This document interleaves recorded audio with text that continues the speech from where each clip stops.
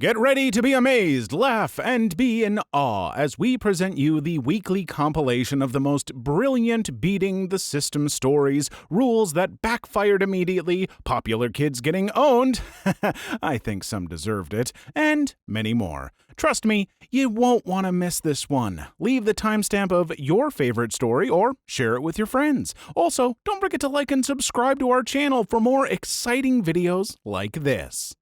What are your best examples of people cheating the system? Viewer Edition. Story 1. When I was a kid, I had this game called Barbie's Pet Rescue. In this game, there was a collection of mini-games that featured one of the animals that you rescued. Most of these games would show how well you played by rating your session with gold coins, with 5 being the maximum. One such game was called Kitten Keep Away, in which you used the arrow keys on your keyboard to control a wind-up mouse and avoid getting caught by the kitten, which you choose before the game starts. However, I noticed that the game would start as soon as the mouse was set down, and if you didn't take control of the mouse right away, it would go on its own set path until it got caught going back and forth between the wall and the water dish. What made this even more interesting is that the kitten would never catch the mouse even when it was going back and forth between the wall and the water dish. Like, apparently all the animals were female, had to do was turn a little to the left and she would be able to catch it, and yet she would turn around and go the other way like it wasn't even there. So basically, I started playing the game by letting the mouse go on its set path, let it bounce back and forth for a while, watch the kitten wander around the area like a dunce, and then when I thought it had gone on long enough, I'd take control of the mouse and intentionally let the kitten catch it. Easiest 5 coins I ever earned, and I didn't even have to do anything. Also, to make the game more fun, I'd guide the mouse into a mouse hole, then watch as the kitten stared at the hole, waiting for the mouse to come out, and then jumped in surprise when the mouse came out a much higher hole and landed on her backside. That was always cute. It's so inconsequential, and I think that's why I love it so much. It's like, oh man, what are these crazy life hacks? Oh, you're gonna figure out so much. And our first big story is Barbie's Pet Rescue coin farming techniques, and I am so happy to hear it. That's so awesome. And especially that you remember it. We hold on to these little, useless bits of information from when we're kids, and they're so meaningful to us. And I do genuinely love it. I don't want to come across as insincere. This makes me so happy. That's awesome. Story 2. At my old school, we had accelerated reading, which was basically a way to force kids to read books for a grade. When I was in 8th grade, you had to choose a book that was a certain level, otherwise that book wouldn't count when you quizzed on the book. Turns out there were a lot of kids' books that had very high levels, mostly science books. So basically, all of us used children's books to get A's on our literature finals, and our teacher couldn't do anything about it. Story 3. We had a long line to get into the lunch hall at our school. They started making some skip-the-line passes for kids that were good. I got one and printed and laminated around 50 of them and sold them for 50p each. I live in England. I made around £1.50 per day for about 2 months until it got too much for the teachers and they stopped making them. I made a lot of money from people's bus money, though. Story 4. With the popcorn hack, don't make an attempt if they've got felt tip markers at the concessions counter. The salespeople for drinks, popcorn, and candy at the local Fairchild Theater near me do, and they're trained to use those to scribble on popcorn tubs to mark them as already refilled. They also have ice cream, nachos, hot dogs, soft pretzels, kettle corn, and a full-service Starbucks-style coffee counter as well, but no option for refills, plus Coca-Cola branded ices as an alternative to fountain drinks. Also, kettle corn is normal popcorn, but with a noticeable amount of sugar added to the mix of butter and salt used to pop it, giving it a much sweeter taste. Also, don't count on the staff at places like movie theaters to be able to do anything if the arcade cabinets eat your quarters without letting you or your kids play because the theater, at least my local one, just rents out space to the actual owners of those machines. The best you could do is tell them and hope that the game's owners would be willing to fork over the refund or find time to service their equipment before some other loser gets swindled similarly. I don't know how any of you are getting refills on pop or popcorn at the movie theater because I could barely get through like the smallest soda without having to like go to the bathroom twice because movies are too dang long these days. And popcorn? It's too big. It's too much popcorn. Nobody needs that much popcorn. I guess other people like popcorn more than me. I'm not a big popcorn person, but still. And I suppose if you got kids and family, all right, I can understand because it's expensive. You buy a thing of popcorn this big and it's $20 or some dumb crap. Whatever. Fine. I guess I've completely taken a 180 from the beginning of my comment. Goodbye. Story 5. Also, number 23 is the reason why 95% of websites can detect, based on the numbers, if a card is one of those prepaid cards and prevent you from using it. Difference is, if it's preloaded card like Green Dot or something like that, that's basically technically connected to a bank, but you don't ever physically go there. Those are usually good to use online. This is also the reason why a lot of sites now shut down services as soon as payment is not received. Story 6. In school, there was a rule that some teachers had that you had to have a clear water bottle not tinted to keep kids from sneaking in drinks like soda. But there was one kid who cheated the system by filling his clear water bottle with clear soda like Sprite or 7-Up, and I was lucky enough to have asked out of curiosity what he was drinking and learned this little trick. Story 7. Worked at a grocery store with a loyalty program where employees got 30 times the points. The card was also necessary to get any of the sales in the store, so when someone didn't have a membership and really didn't want one, I would swipe mine. They'd get the sale, I'd get the points that could be used to redeem all sorts of gift cards. Folks, I gotta tell you, if your grocery store has like a loyalty or a membership program that's free, just sign up for it. It's just free stuff. Who cares? I got one for mine and it gives me discounts on my gas, which is cool, I guess. But yeah, just get your own free stuff. It really doesn't take long. Story 8. My 7th grader used a sort of online book thing where it would give you an article and you would answer questions about it based on the reading score the system gave you. However, teachers at the time couldn't get in the system, so we sent screenshots of them. However, me and my at-the-time partner realized you could take a screenshot of a past assignment that you got 100 on and edit the name to be the assignment, granted you cropped out the info on the article. Me and my partner got away with this for a year before they found out the next year. Story 9. I used to literally just write video game lores and scripts for English assignments. I was his best student, and he even showed one of my fiction stories to some other classes, including my cousins. He was a grade below me. I am surprised nobody ratted me out because that particular story was literally just a written version of OW1 Bastion's trailer, but instead of describing Bastion like Bastion itself, I replaced him with a sentry bot from Fallout. So just imagine that trailer except it's a sentry bot instead of a Bastion. Although it wasn't a complete copy though, I had to add a little bit to meet the word count. Another one is just me resubmitting the same essay every semester. This was a different class. The teacher would give us a 2,000-word essay every semester. Sounds a lot, but we had an entire semester to do it. I called his bluff, though. Ain't no way someone as busy as him is sitting there reading everyone's 2,000-word essays. So I risked it and resubmitted an essay I already submitted last semester. Got max marks, so I kept doing it. Story 10. After my sophomore year of high school, my school switched from a semester system to a trimester system. It would have been impossible for my class to graduate with the new requirements given that our credits for the first 2 years were earned on a semester system. This meant that our class only had to meet the requirements of the old system while getting tons of credits from doing 3 sets of classes each year instead of 2. Most of us just coasted through our senior year. My last year was mostly just electives, and I also got to leave early, free period, and skip the after-school rush in the parking lot.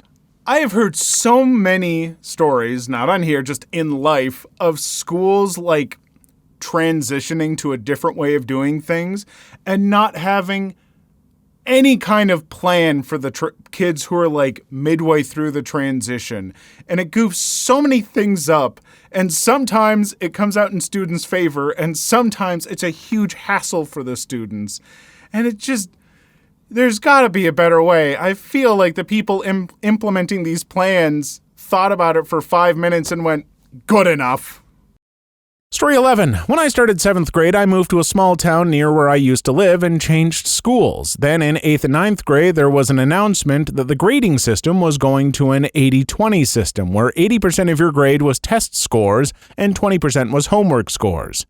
You only needed like a high D to pass, and my mom only asked for at least C's. I did the math and almost instantly and realized that if I did really well on tests and spent extra class time, which I regularly had lots of, doing a little bit of homework, I could easily pass my classes and make my mom happy while never doing schoolwork outside of school. My lowest grades were a high C or 2 per term, but mostly B's and some A's, which meant mom was happy and I was passing all my classes. All the while, I played video games and watched TVs while homework piled up unbeknownst to my mother, and eventually managed to get away with barely even attending school for more than half a day. I got caught leaving campus and brought to the office one time over the course of at least a trimester of ditching/half days. The principal gave my friends, who'd been caught ditching quite a bit before, a lecture and made us spend the rest of the day in ISS, in-school suspension. See, I feel like that's not a super fair system because there are plenty of students and people who are just students and people. There are people who are bad test takers. I'm not. I'm a really good test taker, even if I don't really know what I'm talking about. I'm just good at tests. It doesn't mean that I've absorbed that knowledge well, whereas other people who definitely know more than me can be bad test takers. Schools, you gotta do better. What's the one rule that your school or workplace has implemented that absolutely backfired? Viewer edition. Story 1. Got a good one. I think this was sophomore or junior year in high school. For context, I graduated in 2016. There was this rule that girls had to wear skirts and shorts that went past our knees, and another where girls could not wear tank tops or spaghetti straps even if it was under a jacket or vest. These rules were only for the girls at the school, and of course, the guys never had as serious of a dress code as the ladies. The jocks of our school, swim team, and football primarily, kept hearing from their lady friends of their girlfriends' complaint about how unfair it was. So they all planned a day in which the guys would come in wearing clothing that was against girls' dress code. Of course, none of them got in trouble. Noticing this, they all protested for the girls, who also joined in knowing we had support from the guys. Needless to say, those rules changed. So long as you're not wearing booty shorts, you were good. Guys also got a new rule that day. They also could not wear booty shorts. First off, I'll wear booty shorts if I damn well want to. And second off, good for all of you. That is how you do a nice protest. Things like that don't always work or whatever, but you know what? If a school rule is being unfair and stuff like that, you have a right to speak out against it. And I think in this instance, you did a great job. Story 2. We had a rule where no bags were allowed to be picked up in the event of a fire. Fine, stops people from endangering themselves to get their bag. One teacher thought it meant any student who had a bag during a fire alarm should be sent back to their classroom to leave it there. This led to that teacher attempting to send several entire classes of students who were on their break at the time into a literal burning building that put their bags in a room that was visibly on fire. I have never seen a head teacher come that close to punching someone. How are you a teacher? How are you responsible for the well-being of young lives when you would... Common sense, okay? There's a point where common sense overrides rules. Oh my God. Story 3. I have 2 stories from my school. One, they updated the uniform to include a white polo shirt for classes and a navy shirt for PE. 80% of us all turned up wearing the navy shirt to class because it was both comfier and just looked better. School tried to crack down on this and enforce that only white shirts could be worn in class. Cue dozens of parents, largely moms, pointing out that since change rooms weren't made available at lunch, kids would go and play football with their friends in their white shirts, which were a nightmare to clean mud out of. Don't know if they rescinded the rule, but they stopped enforcing it. 2, I guess some kids were caught playing Pokemon on their school laptops or something, but IT put something on them where any program or file including the word Pokemon would instantly crash. Cue everyone changing their program/file names to PKMN. They got wise to this and disabled the ability to right-click on files and thus the rename function, completely forgetting that if you left-click on a program file, wait a second, and then click it again, you can rename it that way. I have a different laptop now, but I still name any Pokemon-related file PKMN. Story 4. My middle school had a no backpack rule, and they expected students to carry everything or visit your locker before every class period within a 5-minute time frame. I had to carry everything so that I wouldn't be late for class. The rule was never reversed, and it's probably part of the reason I have a collapsed disc in my spine, as not long into high school I started having intense back pain that radiates to my legs, knees, and feet. Standing up for more than an hour is beyond painful for me now. Public schools really don't give a crap about students. I get some of this no backpack crap because, unfortunately, school shootings have been a thing, and it's schools' ways of trying to protect students, but this is not how you do this. You figure out a better system, and you don't put students in pain lugging around all these massive textbooks and crap. For the love of... Oh my gosh. There's just not going to be any common sense this video, is there? Story 5. Had a ban on water bottles of any kind at school. We were regulated to water fountains only. One kid almost died of heat stroke and dehydration or some crap, and the rule was reversed almost instantly. It's ridiculous how schools where kids go to learn are allowed to commit various HR violations to keep children in check. Story 6. I used to work the third shift at Walmart as a janitor. Manager tried to implement a rule that was the front bathrooms were off limits to ease the workload for maintenance staff. The problem was he also told us to report anyone who broke the rule to him. After we had caught one guy from the incoming morning shift doing this several times, he actually asked who gave us the authority to shut it down. My supervisor said rather bluntly that he did. Rule was changed the next day. LOL. Still made us feel like crap for having to report our coworker, and come to find out the managers were still using the bathroom in the first place, and hence why incoming shifts thought they could in fact still use it.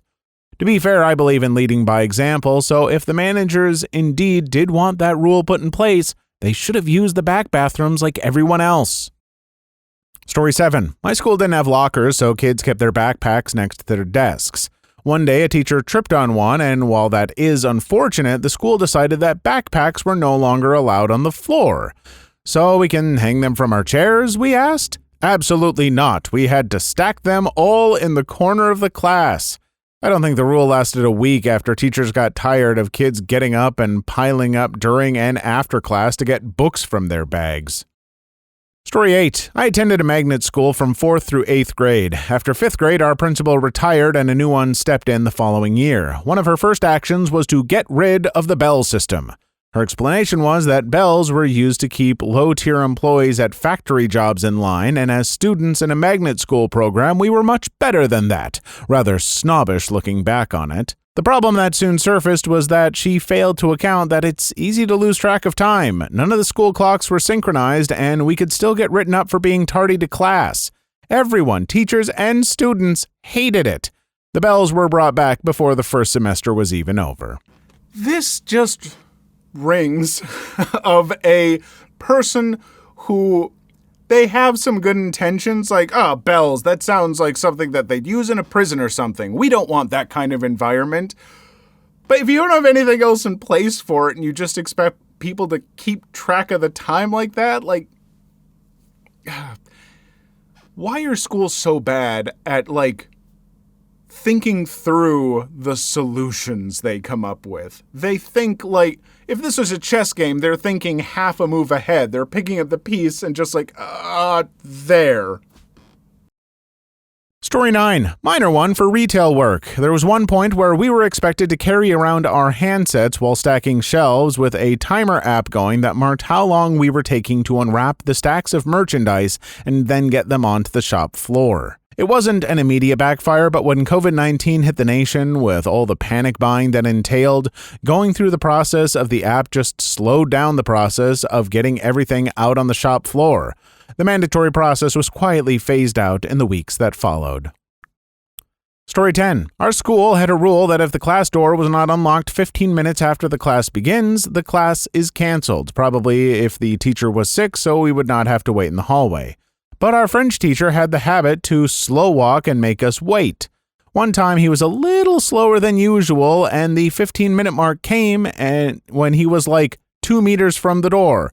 We all said, 15-minute passed, class is canceled, and we all went to the cafeteria. When the security tried to make us go to our class, we took our agenda and said, if you don't follow that rule, then why would we follow any other rule? Next year they changed it. Story 11. A retail job, I had made a rule that employees were not allowed to look at the posted shift schedule while on the clock. The schedule was posted in an employees-only area, and management got the idea that people were wasting time back there and using checking the schedule as an excuse. As it turns out, when you prohibit people from checking the schedule during the day, people forget to check it at all and forget which shifts they're supposed to show up for. I left shortly after, so I don't know if the rule stayed. Sucks to any job that would do crap like that, because you know what? Checking your schedule, it involves work. It has to do with work, and so you should be able to do it while on the clock. Any job that tells you that you should be doing something off the clock that is involved with work, aside from just, transportation getting there and stuff, and even that, that's ridiculous. Story 12. One time our school wanted to make a rule to ban phones during school time, including breaks. They gave us all a leaflet to give to our parents to vote whether or not to implement the rule. It was a go. In our class alone, during the first few months it was in effect, we damaged the whiteboard, made like 3 holes in the wall, broke the blinds on at least 3 windows, broke the circular thing you use to make circles during geometry on the board. Some ink was on several places on the walls, a piece of marshmallow got stuck on the ceiling, a classmate broke the teacher's mug in which she put the markers. Also, one of those markers got destroyed and a dent was made in the mirror thing in the lights that are supposed to reflect the light to light a larger area. That's what happens when teenagers have 30 minutes free time. Can't go out in the halls unless absolutely necessary due to COVID and can't be on their phones. I've made it well known that I at one point in time wanted to be a teacher, and if I was a teacher, I would not have a problem with my students having their phone out and doing stuff on it when they had free time, if they're done with work or whatever. I wouldn't personally care, but I will say I find this concerning that you couldn't have 30 minutes without phones and you resorted to mass destruction. I guess because I grew up where people didn't have phones in school. Like, there was like 5 of us that had clunky old cell phones that could barely text. And somehow when we had free time, we would read or draw or write or quietly chat, whatever, but you're breaking down into anarchy. I didn't even have one of these dumb things back then. Ooh. How did the popular butthole of your school get the taste of their own medicine? Viewer edition. Story 1. Had a bully that loved to just take my schoolwork and destroy it so I couldn't turn it in on time. Got revenge when we were assigned to do the same shop class. I was hammering something together, can't remember what, not important, and dude tried his little stunt. Needless to say, he learned the hard way not to put your fingers anywhere near a effed up teenage girl with a hammer. The sweetest part was that the teacher and principal sided with me 100%, only saying to him, "Be grateful that it was only your fingers." I mean, I'm glad it was just his fingers. Yeah, I'm going to have to agree. I thought that this could have gone in a much darker direction, and so good that it didn't. I don't have any other comment. Little thwack on the finger. Lesson learned, I hope. Story 2. This girl used to pick on me for being a virgin at the time. What was crazy was that if other boys were virgins, she would find that sweet. But when she found out that I was a virgin, she bullied the hell out of me, told other people at the school, used to call me out on it in public. Last time I heard from her, she dropped out of that school and went to go live with her mother, got pregnant, was unemployed, and wasn't sure who the dad was. Story 3. I'm from a pretty rough area, so you can imagine. Some drug addicts, a lot of people getting knocked up, knocking someone up, multiple baby mamas, dads, gangs, some actually went to prison. Then there are the people who had very big relationship blow-ups on social media, the dramatic fights and makeups. I have popular buttholes that have actually still been hateful to me for no reason as an adult.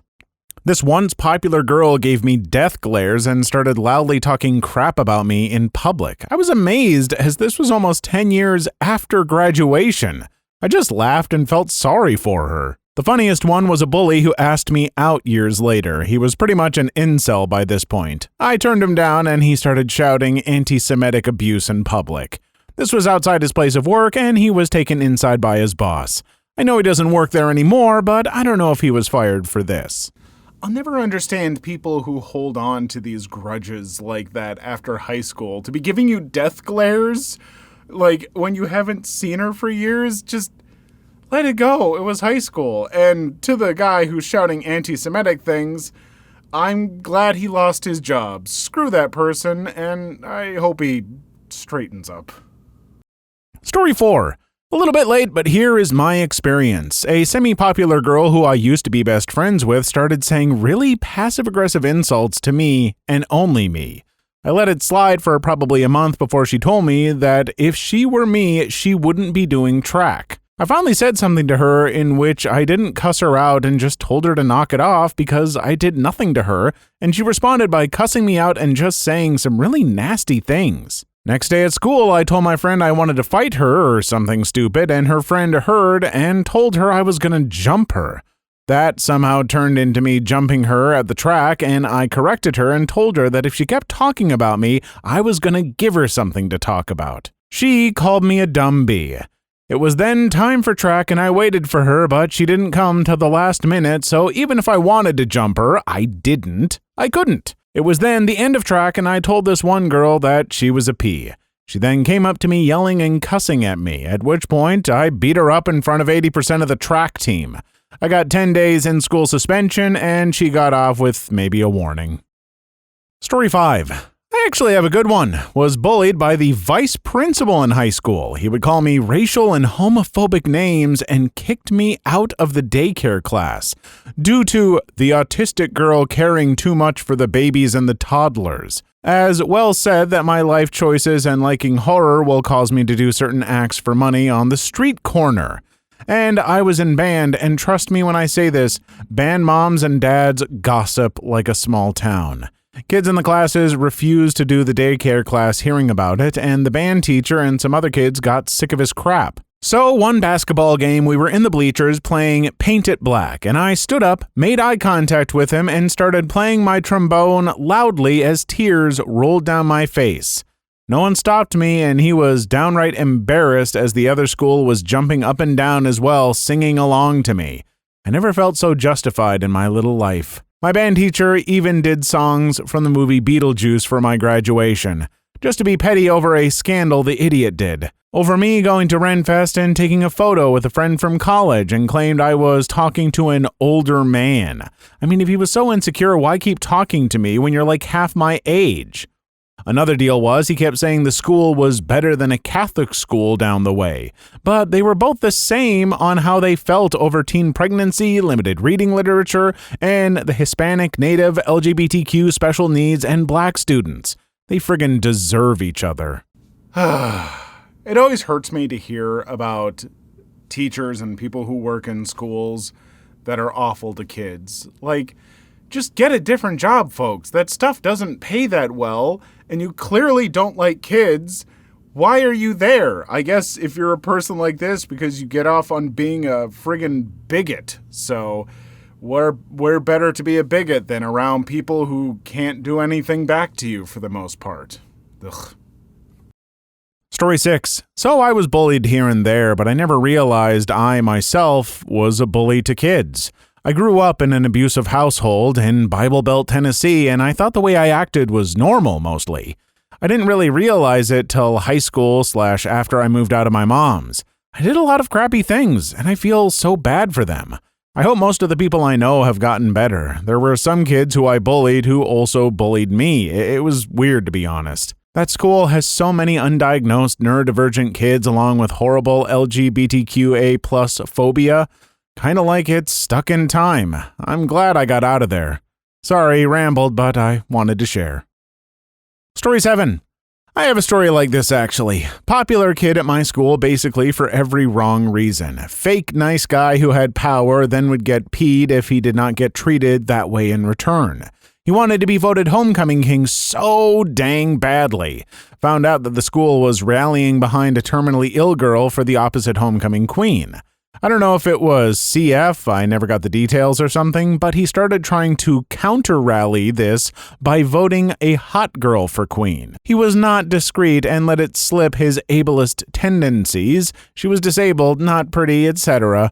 Within a day, the school turned against him so badly. He was actively confronted a lot. I was quite unaware of this situation, so the surprise when my name was posted for homecoming king was there.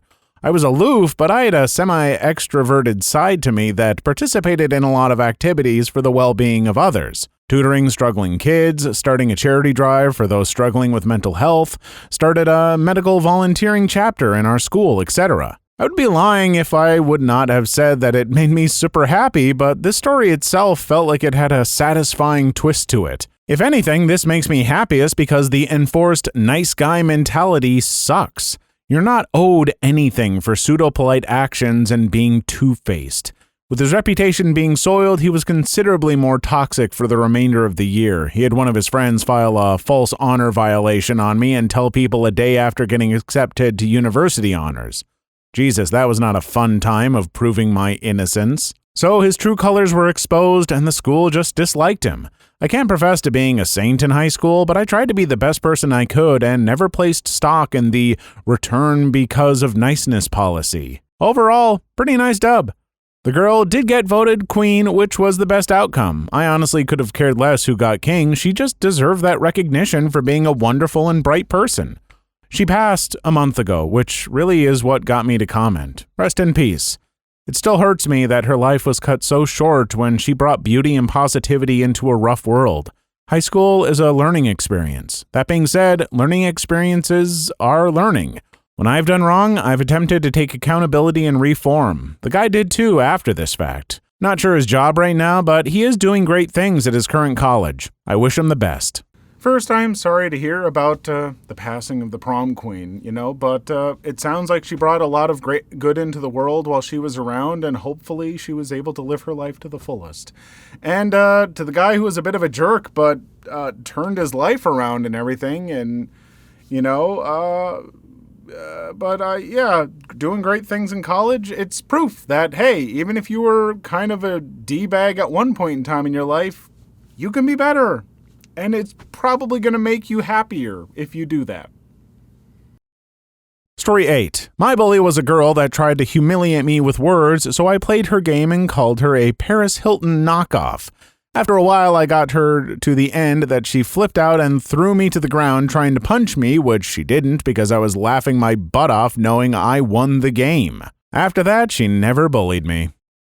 Story 9. That 7th story reminded me of when my mom had to make regular trips back to her parents because Opa, my grandfather, he was German, was going through cancer treatment, God rest his soul. This was when I was in high school and my autistic and ADHD self was too scared to take the train alone, so my sister would meet me after school and we'd catch the train together. For some reason, some of the boys at school, not all in my classes, decided to tease me whenever they saw me.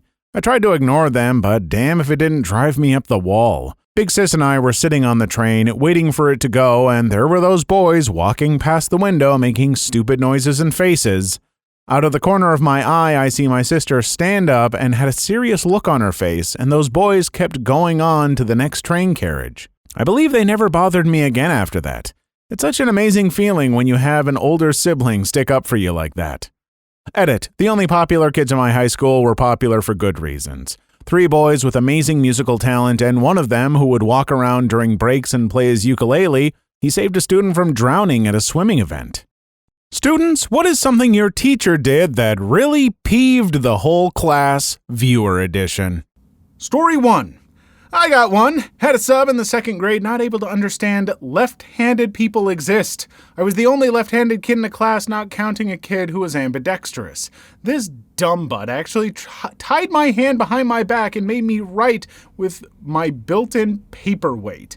Even the kid who bullied me called them out on it. The class clown/dingus pointed out that such treatment goes against the Geneva Convention, which we had learned about last week.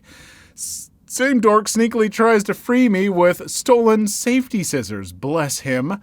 Best part was the sub didn't realize I went to the office during lunch and told them what was going on. They called my mom and Graham to come get me. Graham choke-slammed the teacher into the concrete, and I got DQ. Yes, that dumb butt was fired. I feel like there might be a reference here that I'm not exactly getting, otherwise this story may be exaggerated.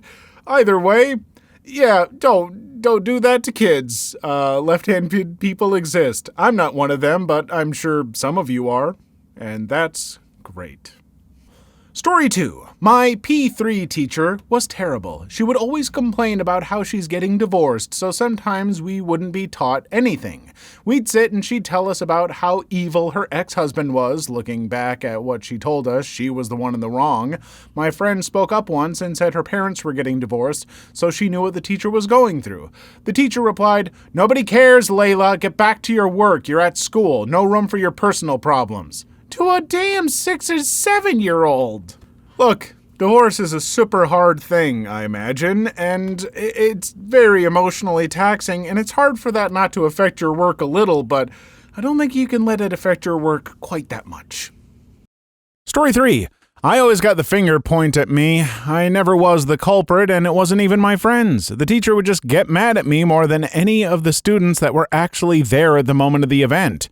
I just was always blamed for being in the wrong place at the wrong time. All my friends say I was innocent too, but the teacher just tossed it away like I did something horrible, even if I just walked to a group of my friends. This persisted many times, and I always wondered why. Story 4. When I was in 5th grade, I was 10. My teacher, who I told who I was being bullied, she said, "You would be the smartest in my class if it weren't for your social issues." After I got not just the best score in the class, but the only good score because she only taught us math on our science map test. Everyone in my class hates me, and those kids still do, but I don't see them anymore. Story 5. For me, my teacher got way better as I got older. Everyone else hated them, but I was one of the few students that they actually liked because I bit the bullet and actually did what they asked, no matter how crabby they acted. However, one of my teachers in grade 5 was an absolute demon. She pushed a student into a table and either got fired or quit, and my friend's mom subbed for us for the last few weeks of the year. But before she left, she managed to do all this crap. One time, another teacher brought a student from our switching class into the room and said he was being physical with another student. Starts screaming at him, saying, and I quote, "If I have to put my hands on you, I'm going to have to call the police." The entire class was shocked. Then another student legit just asked a question, and she says, "You know, there is such a thing as a stupid question, so for that, I'm giving you a warning." Then I legit sprained my ankle while running to the bus, so I have to stay in the nurse's office for the whole day. At the end of the day, this teacher comes in, not even an "I'm sorry, hope you get better soon," or asks if I'm feeling okay. Legit just says, "Dude, it's completely ridiculous that you missed an entire day of school because of a foot. You could have hobbled over or something." I say sorry, and she acts like it's not a big deal, but then the next day when I ask for a rubber band because of a fun run that was going on during that week because I had missed the previous day, she's like, "Yeah, that's because you weren't here. Next time, show up for class." B, don't act like it's not a big deal, but then scream at me the next day. Honestly, should have never taken the job if she was that miserable. Should not have been around children. Why are there always these elementary school teachers who seem to just hate kids? Like, I get it that it can get tiring, and kids are difficult. Elementary age kids, it's like dealing with them all day. Yeah, that's stressful. Obviously, no one's going to be perfect. But I think we all know, like, that one elementary school teacher where you're like, they seem to just genuinely dislike any interaction they have with kids.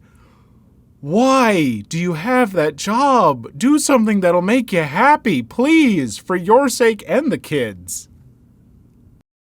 Story 6. Bro, my 8th grade teacher wanted a student to apologize to her, but when he apologized, she didn't take it and make his punishment worse? Like, what the F? Happened today too, bro. Story 7. Had a teacher that would probably fail anybody for being different at a fashion institute. Needed disability accommodations? Fail. Are you male? Fail. Have unnaturally colored hair? Fail. In a class of 22 students would pass, 5 if she was feeling generous. She messed me up so badly I had to get a service animal to detect incoming panic attacks. It ended with everyone openly talking about how much we hated her, nobody signing up for her class, and then finally they changed the teacher. The head of the fashion department didn't want to hire her to begin with, but I'm guessing she was a friend of the associate dean of the university, as he would berate anybody that said anything bad about her. Story 8. Didn't really anger the whole class, but instead upset everyone who had her. Our teacher, let's call Mrs. Waddles, had just come to our school, and this was her first year of teaching. Me and a group of friends were pretty good students, as we preferred to do the stuff asked of us and then screw around. Well, one day we were heading to the weight room after finishing up some basketball games, and one of my friends spotted a basketball that no one had put away. He decided to mess around with it with some other friends while we walked to the weight room. Eventually, we can hear the rest of the class about to round the corner, so he rolls the ball to my other friend, that we will call Jeremiah, so he can go put it away. Jeremiah was in soccer, had been since he was in 3rd grade, and started kicking it up so he could bounce it on his knee. He sadly enough didn't realize that the ball was brimming with air, so when he kicked it up, it flew onto the roof of the school. The teacher asked who did it. Jeremiah confesses. The teacher ended up calling everyone's parents except for him, as she had recently been rumored to have said the hard R a few times mid-class. Jeremiah was black, so all of us instantly assumed this fact too. Later I got home, my parents talked to me about it, and everything was fine. I get back into class, my friend tells me that they got the same scripted crap too. Had to call in male backup to calm them down, sarcastic comments, and the best of all, intimidating me as the teacher. We were all furious, but we couldn't do anything about it. Still in her class, still hate her. Teachers, if there's one thing that I can say is sometimes if students are honest with you about, something that was like, that they weren't supposed to do or whatever, and you're going to just assume the worst and try and report them and get them in trouble, maybe sometimes just be understanding and believe them. And that just builds trust with students, which makes them easier to teach. It's all a big cycle. Story 9. When I was year 7, we had a sub who refused to let us talk, drink, or even let one girl on her period go to the bathroom. She sent 3 people to basically all-day detention and was generally rude to everyone, and then kept us 10 minutes late for the half-an-hour lunch break in which we would only get food for the first 15 minutes. We reported her to the school senior leadership, but nothing happened. That's not the best thing, though. Her name was long in French and started with a V, so we called her Mrs. Voldemort. Needless to say, every kid from year 7 to 6 form hated her. Story 10. My 8th grade history teacher gave us a test 80 to 90% failed, and we were mad at him during class, and people kept asking about the test during class, and he ended up saying it was only our class that failed, which is a complete lie because I asked a ton of people outside of class, and they all said they failed. So this one girl says she'll get a signature from everyone in the other classes that failed, and he kicked her out for insubordination. Any teacher that fails that percentage of students, 80 to 90% of students fail a test, that's a failure on the teacher. Plain and simple. Because you're clearly not conveying information in a way that the vast majority of your students are able to understand. That's part of teaching. When you're failing so many students, the blame has to lie on you, teacher. What's the best way you've seen someone rebel against school rules? Viewer edition. Story 1. We had a kid who, for the sake of storytelling, we'll name Noah. Noah's dad was a Marine. I say was because he was discharged. Shortly after being discharged, he committed self-termination. Well, Noah had this red bandana that belonged to his father. His father would almost always wear it around his head, so Noah did the same. One of the teachers said he needed to take it off because it promoted gang violence. He told them it was to honor his father and refused to take it off. He was supposed to get in-school suspension for the rest of the year. There was like 3 months left.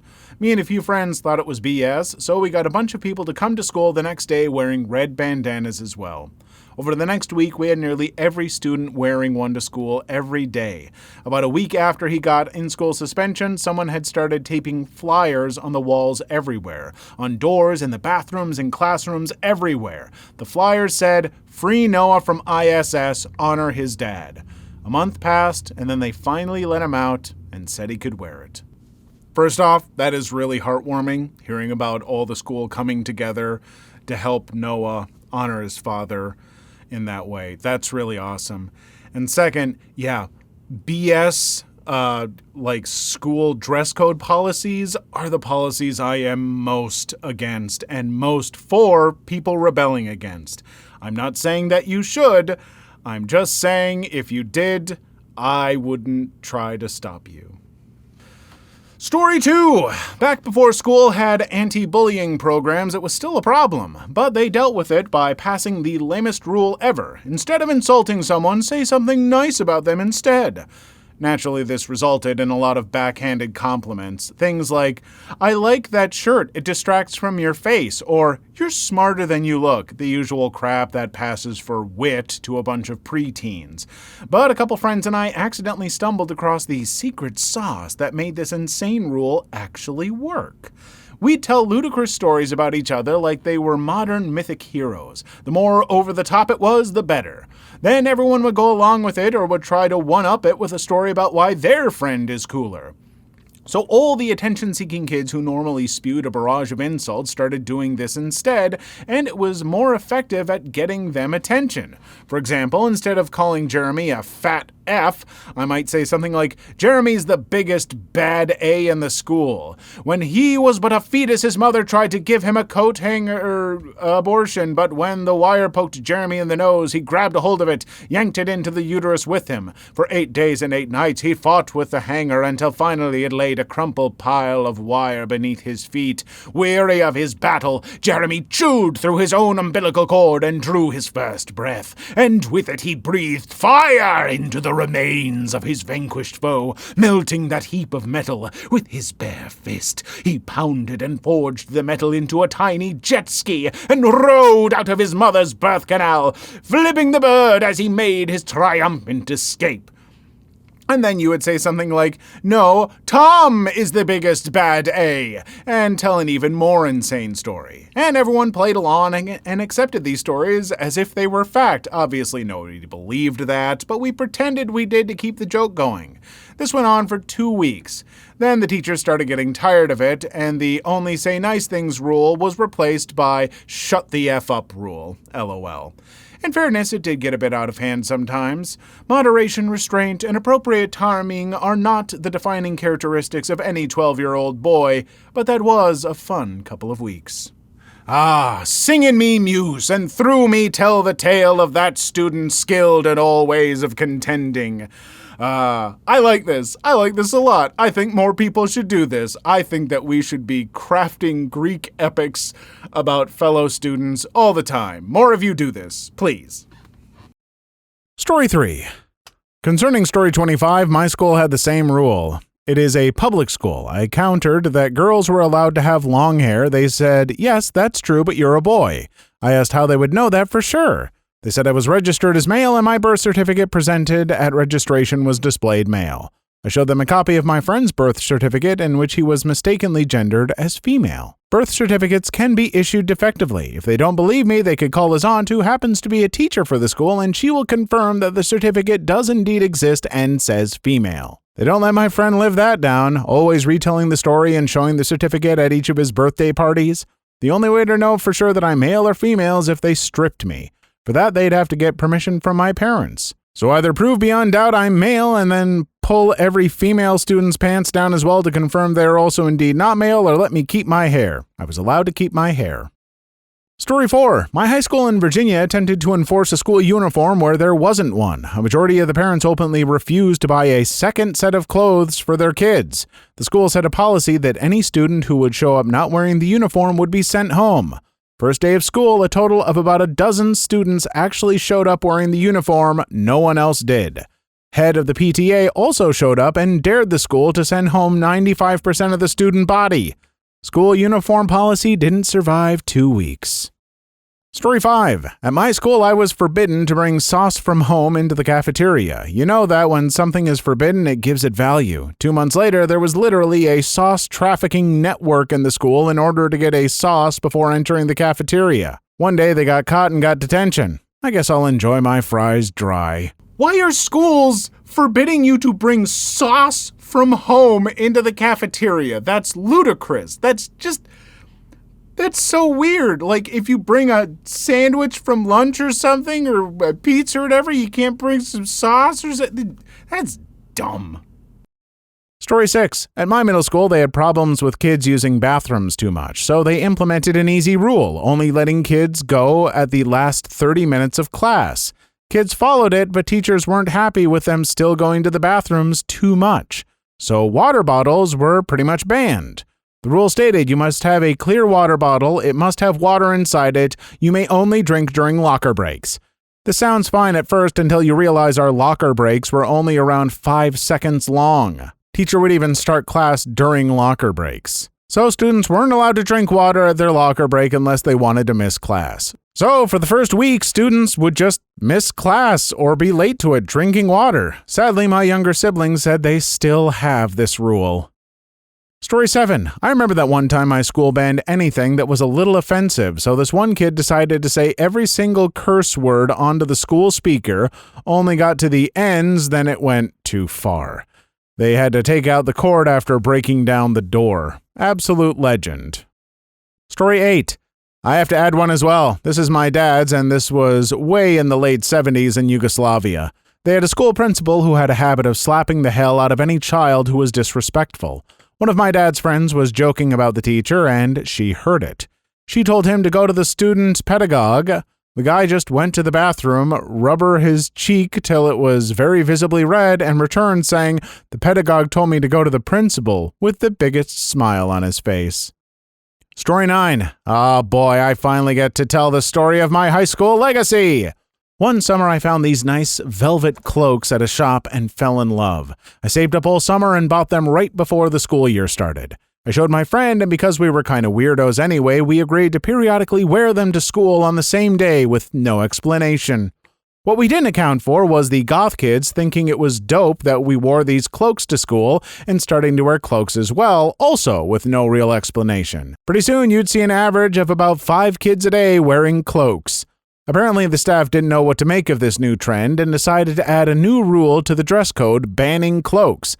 My guess is they were worried it was a cult thing or something. That was the end for most people, but not for me. See, they would make an exception to dress code for the sake of school spirit. We were actually kind of encouraged to be over the top with it, and one of the cloaks I had bought also happened to be one of our school colors. I wore that crimson beauty every opportunity I got until I graduated. 15 years later, and I still have it. I use it for Ren fairs these days. It's faded and tattered, and I wouldn't trade it for the world. I am so happy to hear that there was at least some school out there where someone tried to make cloaks or capes a thing, because I wanted to be that kid at my school, but I was just never brave enough. I was just a little too socially awkward, so I settled for Navy surplus trench coats and dyed hair and chains. And I was pretty cool, but not as cool as you, oh wonderful cloak-wearing person. Story 10. At my high school, there was this one teacher who was very particular about his desks and chairs being perfectly organized and no one touching his prized poster. So when the last weeks of graduation year came around and all the students in those classes went in early to pull pranks, everyone who had ever taken his class went into his room with a copied master key and reorganized his entire classroom. All the chairs were piled into a giant, almost artwork piece with all the legs sticking outwards like a giant cactus, and all the desks were stacked on top of each other in this giant pyramid. And the cherry on top was when they took his most prized poster and carefully stuck hanging from the top of this desk pyramid. When class time rolled around, all the students that had him for homeroom stood out in the halls waiting for him. When he got there and asked why they weren't inside, they all just stood there smiling. When he tried to lead them in and saw the state of the room, he rose for about 10 seconds in total silence. Then, according to them, he burst out laughing and told them it was hilarious before politely asking them to put everything back, though he insisted on being the one to remove his poster. What's the most horrifying/disturbing thing you've come across at someone else's house? Viewer edition. Story 1. The most what the F moment I've had was when I bought a cheap car off Craigslist in about 2003. It was cold as hell out, so he invited me in the house to sign papers, etc. We walked down the hall from the garage into the kitchen counter. There's beer cans, bottles, liquor bottles, and dirty dishes covering the counter. There was cigarette butts all over the floor, pot pipes, a bag of weed, and it stunk like hell. I looked up from that mess into the living room. There was a completely nude, very large woman sitting on the sofa smoking a cigarette with one hand buried between her legs. She just smiled and said, "Are you buying the car? I hope it treats you well." They both seemed completely not bothered that his wife was masturbating in a pile of filth when a complete stranger was there. He tried selling me his gaming system, but I just said no, grabbed the title, and left. They both seemed very nice, but completely unaware that the way they lived was effed up. Yeah, that doesn't exactly sound like the most welcoming environment. I have a sneaking suspicion we might have a few stories about folks who have dirtier homes, perhaps even hoarders. And I just like to remind folks that for a lot of people, this can actually just stem from mental problems, trauma and abuse manifesting, stuff like that. I don't know all the details, so I don't want to judge folks too harshly. I mostly have sympathy for them, but I will also say I don't like dirty houses. I had a little bit of that growing up at times, and now not a big fan of that stuff. So I would say clean is better, please. Story 2. Not the worst I've seen, but my parents and I started to empty my late grandma's flat recently. She was a bit of a hoarder, but very neat and organized, so nothing dirty or gross there, but we did find some funny stuff, including a plastic bag with a hole in it, where she had circled the hole and written "hole" next to it. About 20 pairs of old glasses, someone's baby teeth, whose? No idea. Strands of my dad and aunt's hair from when they were kids, a mummified and flattened frog kept in a box of old papers. I mean, the whole neat and organized and not gross thing, it's certainly different. I've known a lot of people who they like to just hang on to everything. Like, oh, I can't get rid of that. I've been very much the opposite way. I've moved a lot in my life, around the country and the state and everything, and half the time when I move, I get rid of 75% of my old stuff. So I don't get that mentality personally. It's just not how I'm built. But I don't know. The fact that you had it all organized, I kind of respect that. Story 3. This is a very disturbing story, and when I told my husband too, he was appalled. Looking back, I probably was lucky to escape with my life. I went on a date with a guy when I was in college. When he was in the bathroom, I happened to notice his bedroom door was ajar, and I couldn't help but take a glance inside. All over his room, on every surface, there were decapitated doll heads and strange severed doll paraphernalia. Less to say, I left shortly after. I think back to that day, and it still kind of bothers me. Story 4. I used to work at a prison. A guy named Camo, don't know how to spell it, who was known statewide for an escape he did where he had a gun hidden in a wheelchair during a medical chain run. He refused to clean, absolutely refused. The guy had a layer of film over everything in his cell. He also constantly claimed people assaulted him despite purposefully having a cell so filthy people would instantly throw up if they entered it. Heck, halfway across the pod, even hardened correction staff would gag after the cell's bean slot was opened. Sometimes he'd go on a medical chain and the count room would cruelly put other inmates into the cell. We'd give those inmates enough chemicals to clean a pod and even gave cell fires a pass. Anything to clean it. Even the most racist, inmate-hating, scumbag, corrupt pig would get upset on their behalf. Story 5. My dad was always a bit of a slob, but I never noticed it as a child because my mom kept the house pretty tidy and I liked helping her do it. That was up until the divorce. It wasn't until my dad started living by himself did I finally notice that he was a slob. Well, one day during one of my court-appointed visits, I went to my grandparents' house and saw my dad living in the spare room in their basement. I went down there and crushed something under my foot as soon as I walked into the room down there. The room was so filthy and reeked that I never knew what it was, but my dad seemed to know. He flipped out on me and my brother for going into his room without telling him first. I'm sorry, but when you're a child and your grandpa tells you to go get him something out of the bedroom in the basement and hands you a spare key to get into said room, you go and do what your grandpa told you to do. Anyway, it's been a long time since then, and he is still a damn slob and has never cleaned up his damn act. Last time I saw his room, I thought I'd walked into a house from the show Hoarders or something similar. It was freaking disgusting. You kids go and clean your room, and when you're done with that, go and clean my room. No, Dad! No! We already lost one of my siblings to your room, not another. Dad, you gotta set a little bit better example for your kids. Come on, pick yourself up. Keep going. Story 6. I was walking home from school once, elementary school at the time, and I saw someone changing their little kid in the middle of the street in broad daylight. Not changing diapers, changing clothes. I saw that and immediately walked an alternate route. It also happened earlier this summer, but outside my house. Neighbors' kids taught swimming. The mother seemed annoyed as I came home from work and parked in front of my house. "Excuse me, lady, this isn't your street. Don't be flashing kids around here."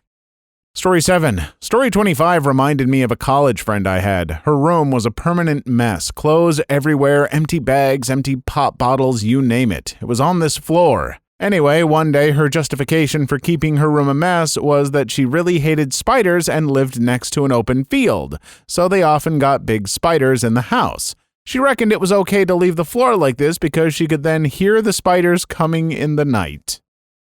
Story 8. My mom has a friend who went to her friend's house. Something was definitely off, and she saw the mom on the couch. I didn't think either of them addressed each other, and she left the house without finding a friend. It was in the 80s/70s. She found out later that the mother was dead before she went in there, but the catch was that the mother's corpse was on the bed, not the couch. We still talk about that one. Story 9. When I was about 8 years old, I lived in a house that looked straight out of a horror movie. We had an unknown infestation of rats in our basement. Nobody ever went down there since the landlord we were renting from said it was off limits. One day our fire alarm went off for no reason and wouldn't shut up, so we called the fire department to verify all was good. They went into the basement and found mountains of dead rats scattered around everywhere, and there were even some that were still alive. This explains why we would see a rat in the house like maybe once a week. And on top of this, my mother's room had a beehive in it, and she just let it chill there and ignored it. She was a heavy drinker, so it wasn't a priority for her. Even our windowsills and every part of the house were just littered with dead bees and flies. So we had dead/alive rats and a bee infestation at the same time. Other than that, our house wasn't particularly messy. So the landlord must have been living in absolute filth in her half of the house for it to actually affect us that badly. We never saw how she lived, but I can only imagine. After being put at risk of contracting the bubonic plague and being randomly stung by bees many times, I hated my home life as a kid, and I resent my mother every single day of my life. I don't know why my mother let us live like that. Gross, gross, gross, gross, gross. Gross, because that's the landlord with like their part of the house. Any landlord in a place like a duplex or something that's not in like the best of shape and they're like, don't go into that room, don't move into that house. Why does the landlord have the creepy room that they're like, don't go there? And you're like, why? And they're like, don't go there. Get out, run away, go live somewhere else. Story 10. I used to consider myself pretty strong, as in I thought I could stand gross things. That was before I had the joys of cleaning out one of my grandparents' rental houses. The tenant moved across the country, and their buddies were supposed to collect a few large belongings from the house for them. The buddies instead used it as a hangout. There was fecal matter on the walls, in the toilet, in the sink. They had left rotten food on the counter, and for some reason, there was old breast milk stashed just about everywhere. Needless to say, gross. That's not even getting into the absurd amount of illegal substances stashed beneath their porch. Not an enjoyable experience to clean up. Please leave your story in the comments. I would love to make a video on them in the future. Also, don't forget to like and subscribe.